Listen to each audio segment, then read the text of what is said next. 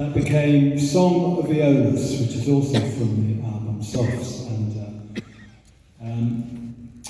it's great to play that tune. We hadn't played that tune for years, and then somebody requested it, so we started playing again. It's particularly great in a hall like this where the sound moves around. I mean, that solo flute, it's just, it's lovely. Yeah. We play in all sorts of different places. Usually we play in, was it last night? Yeah. Very, very dead sound, you know, so this is really lovely. Anyway, I'm going to sit down for a moment. Right.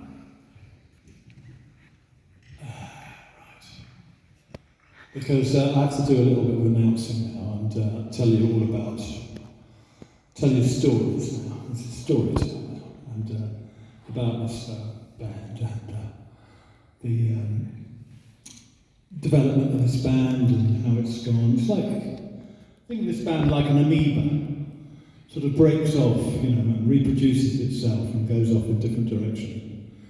That's kind of how I think about it. It's, so the first sort of phase, you could say, went from 1967 to 1980. And then there was a long gap, and we reformed in 2004, late 2004, and the aegis of this was a very inspired gentleman called Leonardo Pavkovich, who decided that despite all evidence to the contrary, i.e. everybody hating each other, that...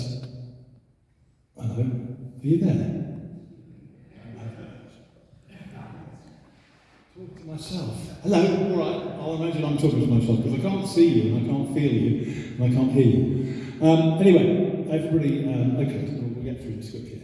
Basically, you know, it was quite a difficult project to kind of put together because, you know, a fair amount of bad feeling from the 70s. Anyway, so he put together Elton Dean, John Marshall, myself, and Hugh Hopper, who were all people who played in different areas of soft machine in the late 60s, early 70s, and put us together, and it worked very, very well. But, the thing was, the difference between that period and the 70s is that in the 70s people would leave because of musical differences or personal differences or various types of animus. But nowadays they go upstairs to Valhalla.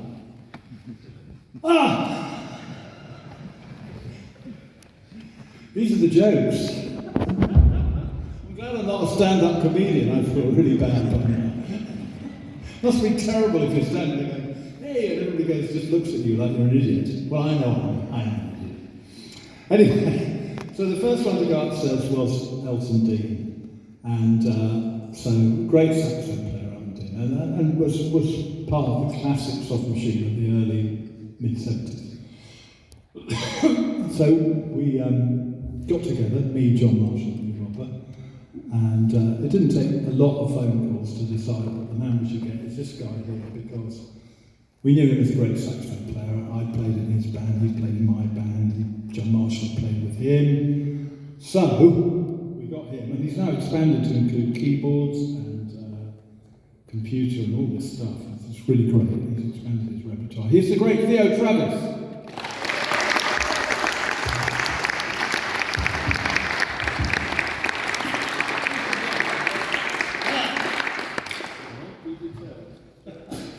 Right, and on bass, so we had Hugh Hopper, who we were very, very fond of Hugh. He was a terrific guy from the kind of real soft machine vibe, which I could describe to you, but it would take quite a lot of words to describe the essence of the soft machine. Hugh really had it. So he departed in 2009, went up to Valhalla, and we got in Roy Babington, who'd been with me in the soft machine in the 70s. So John Marshall, Roy Babington, and myself had been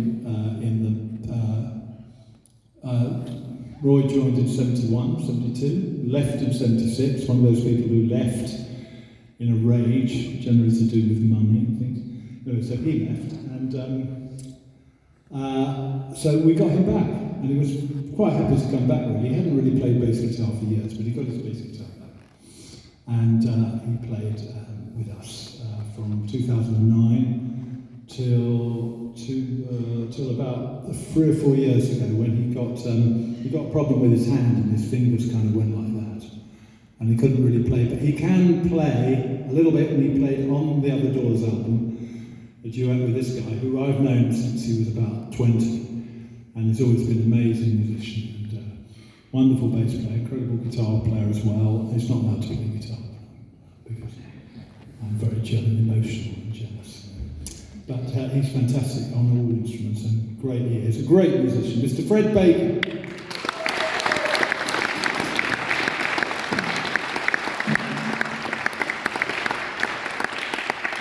And on drums. So the final departure, Roy, by the way, is still very much alive and really enjoying his life. He's 84 and he's in tremendous condition, which is basically lots of wine. I think this red wine thing is very, yeah, that's it, the hint. If you don't take anything away from this concert, take one thing away, keep drinking red wine. Because all the red wine drinking friends of mine are still going strong, whereas spirits. Elton Dean was a spirits man, wasn't he? Spirits man, yeah. So keep on the red wine and keep off the spirits. Right, that's Roy Beppington's message.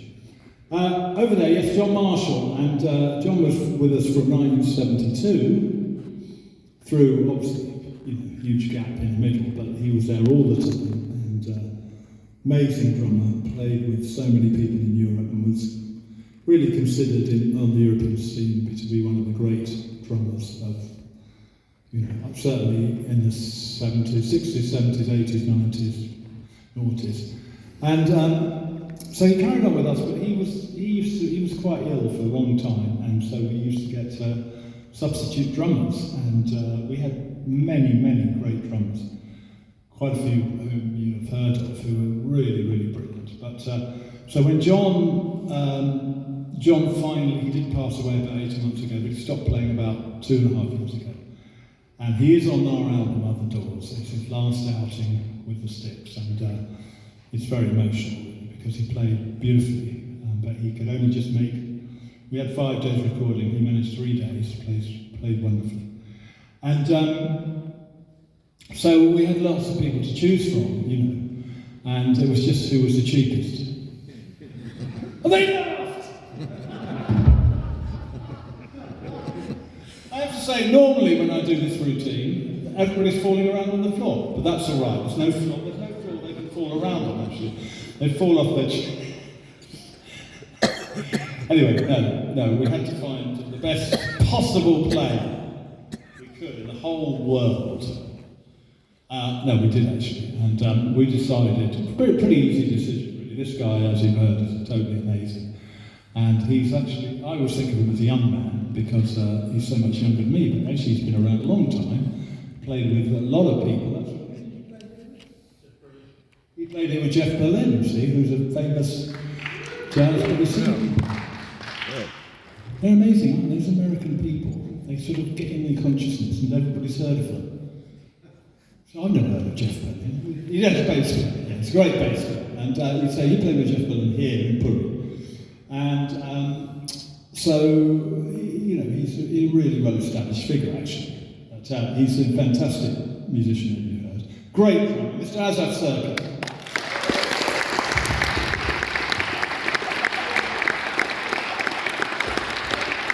And there's one more member of our group, a very important member, we'll introduce. He joined the Soft Machine in the year 1975, April 1975, which is 50 years and 1 month. How about that? 50 years and 1 month with Soft Machine. He joined following the release of the great album Bundles, and there was a big tour supporting that album. And he's what's called a musician's musician, in that he's highly respected by many of the greats of the music world. The previous guitarist in this band who left suddenly was someone called Alan Holdsworth. You may have heard of him. And he was very keen to recommend that this man follow him, the only man possible for the job. So highly recommended by him, and highly praised in press and in interviews by such important people as Pat Metheny, Sting of the Police famously said, "I never wanted to be a famous pop star, just a respected musician like this man." And a story I heard just yesterday, funnily enough, he was playing in a band with none other than Jeff Beck and Eric Clapton. And Eric Clapton said to him, "The chords in this piece are too complicated for me. Will you do it?" So he deferred to him, the great Eric Clapton deferred to him, so that was pretty impressive. This band, as has been mentioned, didn't do that much in the late 1980s and 1990s. And during that time, he became a big session man and a very in demand in London in the jazz scene. And he also played with crossover bands playing interesting music that combined different types of influences. Bands in this kind of area, like Caravan or Hawkwind, who you've probably heard of, but also artists like the great classical and crossover guitarist John Williams. So an absolute legend of music, a long-time member of Soft Machine, the great Mr. John Etheridge.